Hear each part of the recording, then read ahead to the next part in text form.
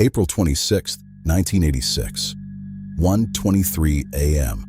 Inside the Chernobyl Nuclear Power Plant in Soviet Ukraine, Reactor No. 4 was undergoing a safety test.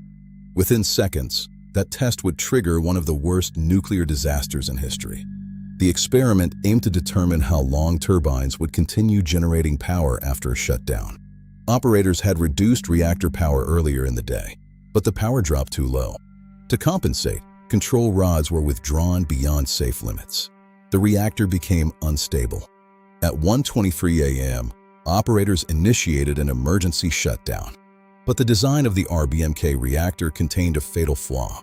When the control rods were inserted, reactivity briefly increased instead of decreasing. Seconds later, a massive power surge occurred. 2 explosions followed. The reactor core was exposed. The explosions blew the 1,000-ton concrete lid off the reactor. Graphite blocks ignited.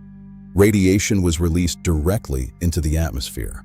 Plant workers and firefighters arrived within minutes. Many had no protective gear. They did not know they were facing extreme radiation levels. Some believed the reactor was intact. It was not. Within hours, first responders began experiencing symptoms of acute radiation syndrome: nausea, vomiting, burns that did not resemble ordinary fire injuries. Hospitals in nearby Pripyat admitted dozens of workers. Radiation levels in parts of the plant were lethal, yet the full scale of the disaster was not immediately communicated. The city of Pripyat, home to nearly 50,000 people, continued normal life that morning. Children went outside. Residents went to work. No public evacuation order was issued that day.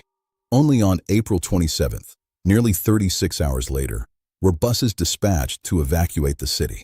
The first 24 hours were marked by confusion, underestimation, and silence.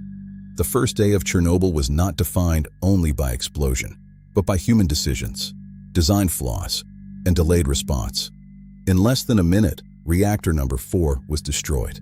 In the hours that followed, an invisible threat spread across Europe. The world would never view nuclear safety the same way again.